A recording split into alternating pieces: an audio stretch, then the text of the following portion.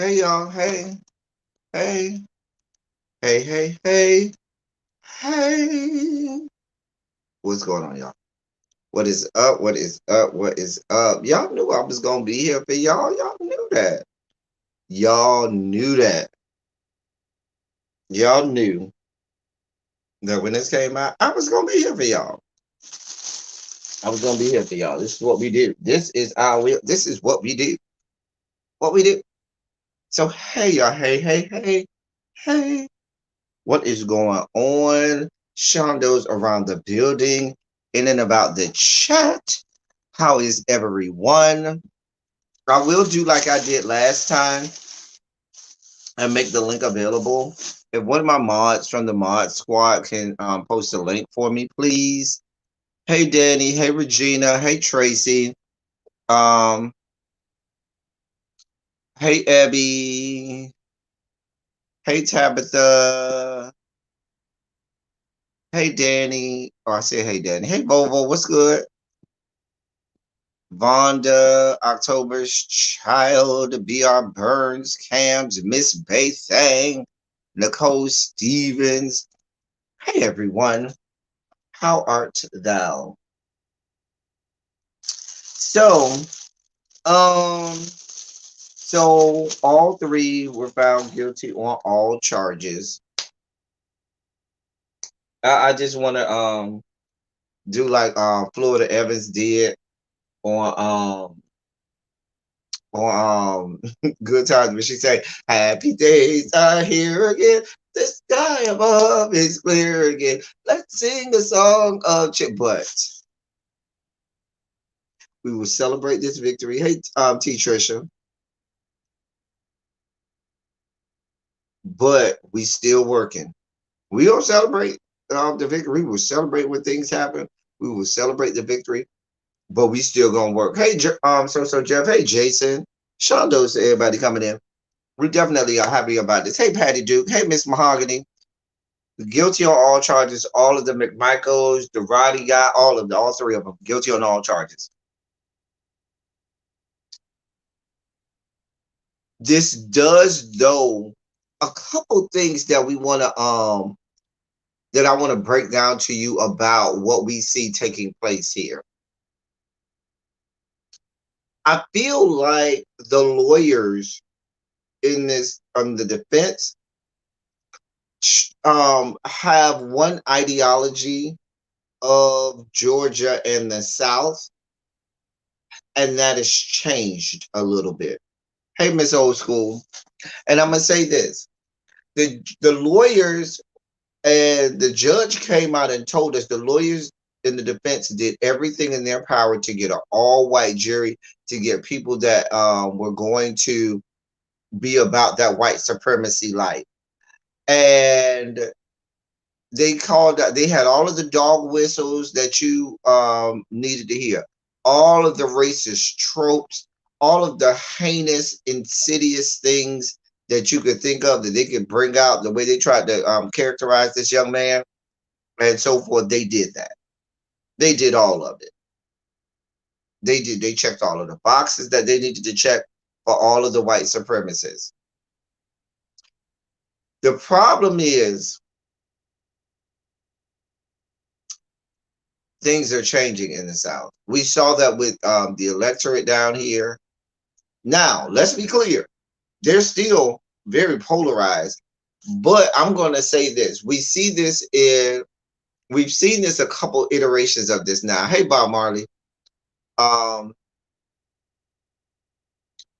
we saw this over in Alabama a couple years ago when they all thought Alabama was going to remember when Jeff Sessions seat came available and they just knew it was going to be another right-wing Republican that got that seat, and the electorate said, no, we're not doing that.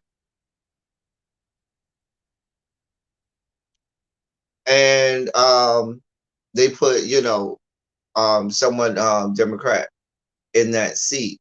The same thing happened in Georgia with the general election, and then with the for the presidency, and then with the Senate seats. And I'm saying that I'm introducing those into the atmosphere because they were banking on these white people empathizing, not just sympathizing, but empathizing with the McMichaels. See, it was a whole thing of white supremacy. Racism and white supremacy is when this black man ain't doing nothing but running and jogging in his neighborhood, and you white person who he don't know from a can of paint demand that he stop and talk to y'all and that he owes y'all answers for any goddamn thing. And I don't know you from a can of paint. And then you take matters into your own hands because you do feel like you are better than, and decide, oh, I'm just going to take him out.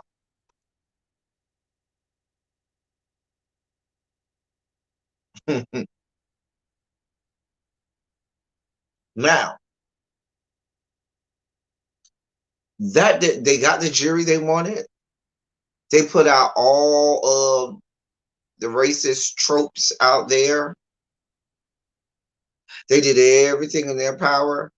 Listen, if I'm that female defense attorney, I'm not going anywhere in the tri-state area without turning my head and looking to see if somebody's coming out after me.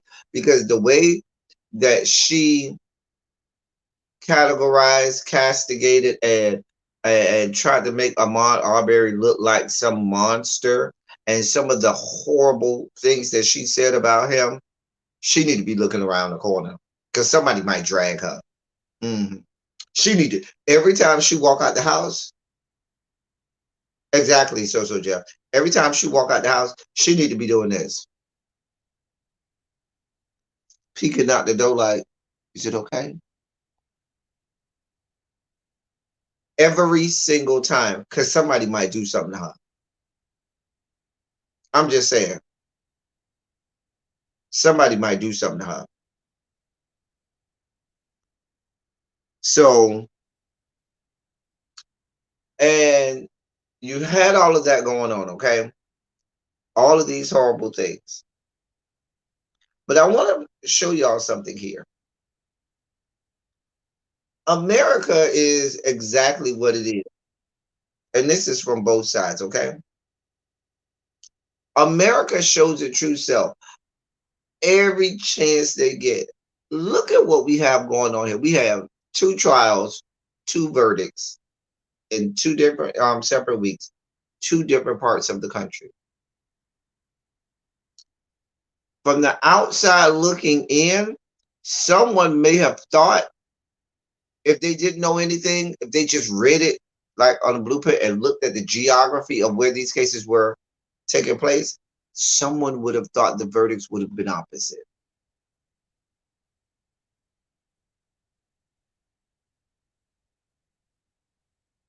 Let's be clear.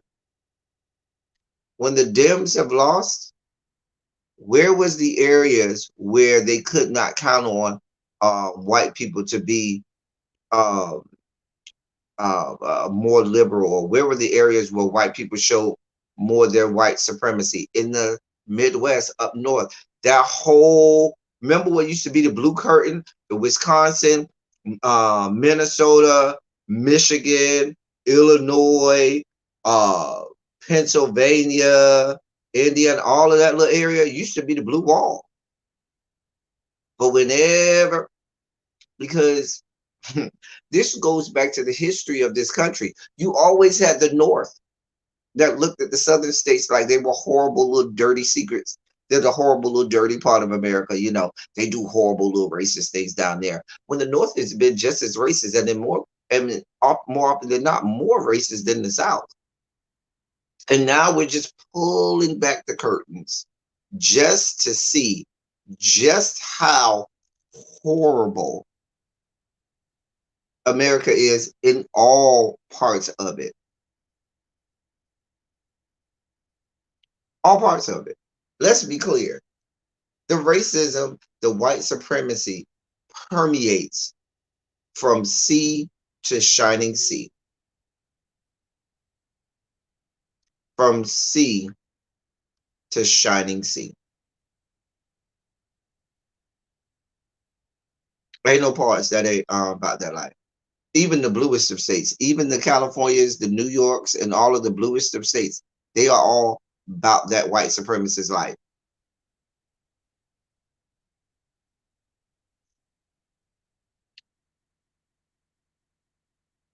You think I'm lying? Look at what we're talking about here. We're in the middle of Brunswick, Georgia, where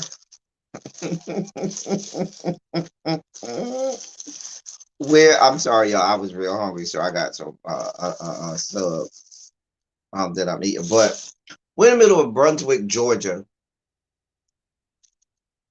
and it takes Brunswick, Georgia, to get it right.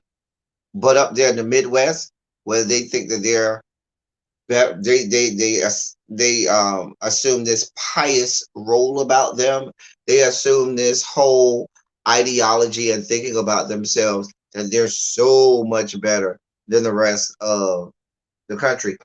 Even down to little small things like anybody who studied journalism, and when you go to journalism school and things like that, they tell people in journalism school to learn to have a Midwestern accent. They said that most of America wants to hear the voice of someone from the Midwest because that's what America, that's the traditional sound of an American vernacular and accent. Yet, go look up the writings of all of our civil rights leaders and activists, and they will tell you some of the worst atrocities that happened to them is when they were up north and in the Midwest. Talk to a lot of sports athletes about the crowds when they were up north versus the crowds when they were down south, and which ones were worse. You got to talk to people like the Bill Russells of the world and the Wilt Chamberlains of the world and stuff like that, and Kareem Abdul-Jabbar that has some of the most horrible stories you could think about. And I'm saying that to say this: there isn't a single part of this country that can be absolved from the white supremacy and racism that permeates from sea to shining sea. Now, we are very happy. We are going to celebrate the fact that justice happened for this young man. But let's be clear, that horrible defense that they gave told you what they expect to be in the mindset of the people in this country, of white people in this country. Everything they laid out in that, you got to go back and really listen to the closing arguments and hear all of the racial undertones and all of the supremacists, the white supremacy that was permeating out of those closing arguments. What that says to you is this is the mindset that they believe and they know that white people have in this country. Look at how even the prosecuting attorney had to go about trying to get these white people on the jury to see and understand what it was that was really happening, and really, something that should have been cut and dry. They are guilty. There's nowhere in the world you can see these people is not guilty. But they had to go a long. That prosecuting attorney in her closing arguments had to go a long way to try to get these white people to understand that this is a human being that they're doing this to. I'm just saying, y'all. I'm just saying. I'm just being real honest.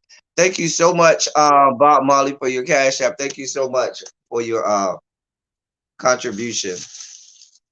So what we got so much work. We are going to celebrate. Listen, let me crack a bottle. Everybody get your shot, get your drink. I just bought some sangria. Um, so I'm gonna drink me some sangria, y'all. And got me some sangria. Everybody get them. We're gonna have us a good drink over here now. You know how we do. You know how we do. Get you get you something, Hanny. Hanny. I got me some. I'm gonna drink it right out the bottle too. This sangria is really good, y'all. And it's 13.9% alcohol for a sangria. That's good. Anyway, I highly recommend it. And I got the 4-pack too. So highly recommend it. Really good. But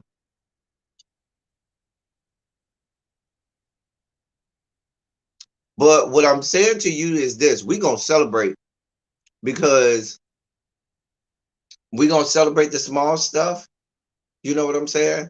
The small victories. This is a small victory, and one cog, and so many more that we need. So many injustices that we've seen over and over and over and over and over and over and over and over and over and over and over and over.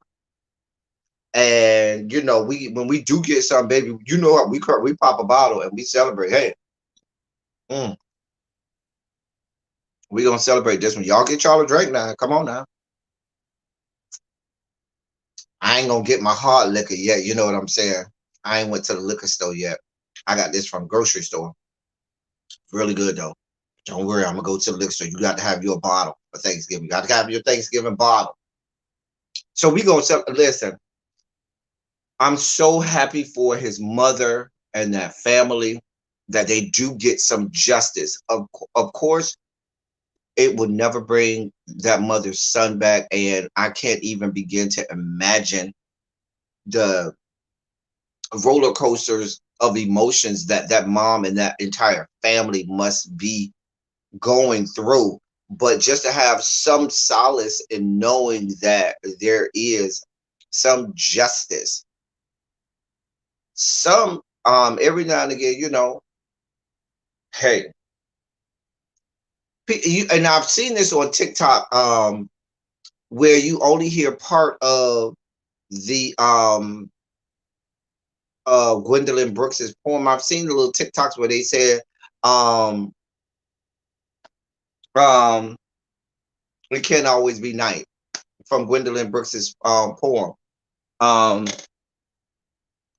and so forth. And if you go um look up that poem, very short poem. The line after that poem where she says it won't always be night says, and that's the hard home run. And the difference between a regular home run and a hard home run is, a hard home run is the one where it's hit so hard and the outfielder, he looks at it and says, I ain't gonna even run and try and get that because there's nothing I can do about that. It's inevitable. So there's a twofold analogy or metaphor there, where inevitably it will when it won't always be night, because inevitably the sun is coming up. And with a hard home run, it's an hey peace love, it becomes inevitable. And we gonna hit this hard home run, and you can't, ain't no point in even running after. All you could do is look at it and watch it go by and be like, yeah, they just beat me. And when I looked at the cracked face, more so than enjoying the face of the McMichaels and the other guy, William Roddy, or whatever, I enjoyed the faces of those defense attorneys. I'm telling you, all three of those defense attorneys, they need to be watching up their back. Every time they look around, they need to, when they left the courtroom today, they should be looking around like somebody might do something good. Hold on, y'all. Because you can't keep saying stuff and talking about people and saying some of these insidious things and think you gonna get away unscathed. This the woman talked about this man toenails. What the fuck you know about this man toenails? Okay. And let's be clear.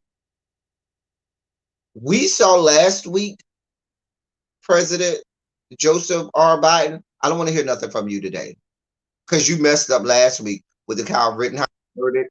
I don't want to hear nothing from you today, Joe Biden. I don't want to hear anything from you, Joe Biden. You showed us who you were, who you are last week. We believe you. We believe you. We don't need to hear from you no more. We're good. We good over here, baby. If I was, I'm like you, Jeff. If I was Ahmaud Arbery's mama, I'd be in jail right now for contempt of court. Because when I tell you, God Himself would have to come down on a chariot of fire and a cloud to come grab me from off of that woman, because I would have drugged her. Now you're not finna sit up here and I'm sitting in this courtroom and talk about my child like he's some kind of animal. Fuck you. No, ma'am. No, God. Nope. We're not doing that. It would have took God Himself, because I'd still be dragging her. I would listen. The vice grip that I would have on that woman. We're not doing that. We're not doing that. And see, it's the audacity of black people for me, because black people said when that man said, "Oh, we don't need no more black pastors in this courtroom." Oh, really? You don't need us? Don't worry, boo. We'll see you in a couple days. A couple days came by and we was all there. What? You don't need us, but you got us. What? What? Although in the back of my mind, I was like, Jesse, now you just got out of the hospital from falling down somewhere. Jesse, please go sit down somewhere, please. I just need you to go home and rest up, okay? Go home, rest up. Because we was all on Jesse Jackson watch wondering, is he get ready to be called on the glory to join Martin Luther King and John Lewis and the rest of them. Because we was all on Jesse Jackson watch like, oh God, is he going on the glory? Because I was like, Jesse, why did you hear? Like, he just, tell me y'all what is on Jesse Jackson watch. I'm just saying, right, with no mask on, Jesse, you do. I'm just saying. But and then when the first guilty verdict came out, the man said, "Woo," and the judge was like, "Now, I asked y'all." Now, basically, what the judge said was, "Now, I asked you motherfuckers not to get up here with all this screaming and shouting in here now. Now, don't have it, because you knew it was not going." And that judge knew it wasn't going to be silent in that courtroom when they said guilty. It wasn't going to be silent either way, guilty or not guilty. It was not going to be silent. Now, I told you, he stopped the whole thing. Now, I'm going to ask y'all to respect this courtroom before I have to get some straightening off in here, okay? Now, I might be reaching, but y'all tell me, if that white judge didn't didn't sound like or didn't look like something you would have saw off of an old slavery film where you had the massa and something happened and he would tell his thing, nah, I done told y'all, I don't want to hear all of that hustling and bustling and all of that hooping and hollering. I don't want, tell me. In my mind, it harkened back to those days in slavery, that times where you would have the white massa doing the Hey Whitney. I was like, if I put a 27 in the chat, if you felt the same way when you heard him saying that to these black people, you don't want us to celebrate, baby. My family member, my son, or whatever, It was murdered in cold blood, and these people are going to jail. You damn right I'm going cheer. Matter of fact, I'm going to cheer just so you can call me in contempt. So maybe I get put in the same cell as that rat bastard, so I can put 2 to the head, 3 to the body on his ass when he get in there with me. I'm just saying.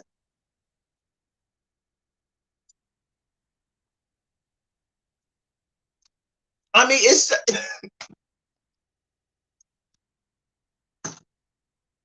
now y'all know Thanksgiving tomorrow. I need to go to the Arbery family Thanksgiving tomorrow because listen, when I tell you to turn up tomorrow at the Arbery Thanksgiving, you talk about a Thanksgiving they about to have tomorrow. Listen, I'm telling you how Thanksgiving go. They finna start tonight, okay? They're gonna start tonight. They're gonna have about listen, they already drinking now on the way home, okay? They probably got a few interviews and stuff like that. They're gonna go do a couple, make a little bit of change. Now go listen, mama go do you some interviews, brother, sister, cousin, aunt, uncle, nephew, everybody. Y'all go do some interviews now. Make this good change tonight now. Y'all send about 2 good members of the family to go get all of the stuff from the grocery store tonight. But y'all go on this interview track. Listen, I need to see y'all on CNN. I need y'all to see y'all on MSNBC. Y'all need listen. Somebody better be on Joy Reid tonight. Now y'all get it. The exclusive need to go to Joy Reid, the black girl. Okay, give it to Joy. Joy Reid need to get the exclusive. Although y'all know how this is gonna go. It's gonna be Rachel. You know Rachel gonna get the exclusive. Rachel don't fuck off. Rachel Maddow don't fuck off. But get Joy Reid that good, exclusive. Okay, go ahead and make your change, make your money, hit all of the circuits. But tomorrow they're gonna get up. They're gonna cook. They're gonna do all the things. There's gonna be a whole wall of liquor. Do you hear me? A whole wall of liquor. Do you hear me? Baby, they're gonna sit down for Grace. Now Grace is gonna take 45. It's gonna be you listen. Now y'all know it's Thanksgiving. And we gotta be baby, that Grace that they're gonna say over Thanksgiving dinner, the prayer review for Thanksgiving dinner where they say everybody hold hands. And I really don't like holding hands for the Thanksgiving grace and prayer, but it's obligatory, okay?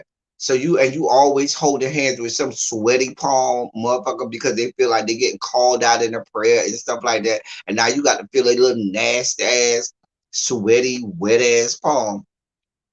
But anyway, baby, they're gonna be buying a good table. They're gonna say before they even get to the grace, baby, the mama, all her sisters, the aunts gonna be in that kitchen throwing down, singing them some good gospel or some good old school. Nothing. Listen, at Thanksgiving dinner, you cannot play anything that is after maybe about 1995.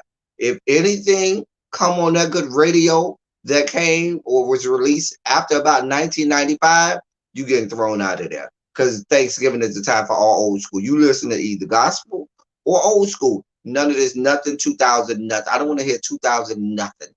Okay? And we pushing it, talk about 95. You really want 80s and back. But I'll give you the 95. Okay? Listen. Maybe they're going to say this 45-minute prayer. They're going to start eating. There's going to be some card tables going on. Somebody going to get cussed out. Then they're going to fight. And then they're going to laugh about it and drink some more. And they're going to have them a good time. I'm just trying to tell you it's going down tomorrow night at the Arbery residence. I wish I could be there. Just saying. Just saying. I'm just saying. Hey, Quintessential, what's good, my love? But I just want to know, when that white woman was writing her closing arguments and decided that she was going to sit up here and bring up the fact that he didn't have on those socks and that his toenails was dirty, somebody had to read over that. Who was the person that read that and said, "Yeah, girl, yeah, that's a good idea. Go on with that." Like, who read that and gave the okay for that? Like, checked off. That's good. That's good. Yeah, they gonna get into that. They gonna get in. That's the right. Like, what innermost horrible depths in your mind and soul do you have to reach down to dig that up? I'm just saying, nobody came across that and said, "Oh yeah, I don't know, girl, that might not work." I would venture to guess she probably ran that by the other two defense attorneys too. Y'all look at this. Tell me what y'all think about this closing argument. And they was like okay with that. But like I said, they just knew and believed that white people would go along with that. They knew white people would that would be a the dog whistle, the calling card. You know what I'm saying? They knew that they felt and knew that white people would go along with that.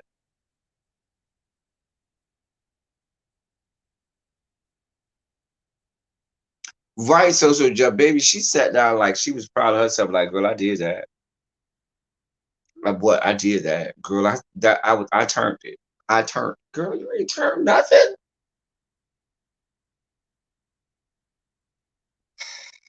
Anyway, y'all, we are here. We are gonna celebrate. Hey, really, be. We're gonna be okay, and we're gonna move on to the next thing and try to get more judged. We're gonna continue to fight. We're gonna continue to call things out when they need to be called out.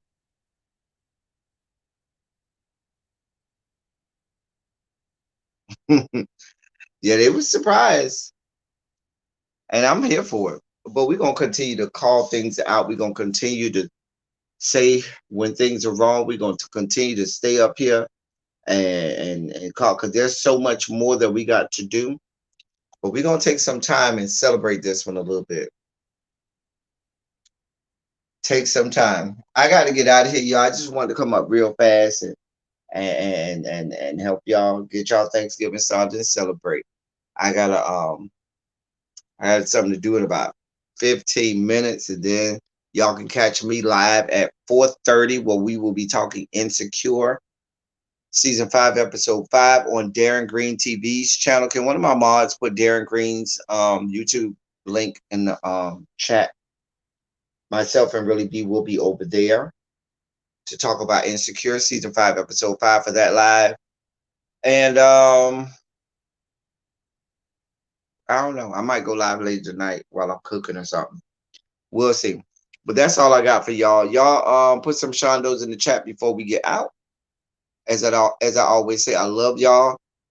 I love all y'all. Thank you all for being vocal, present, and active. Thank you for doing what you do. Thank you for any and all contributions that you make to the channel. They are much obliged and much appreciated. Thank you, Bob Marley, for your love token for your cash out.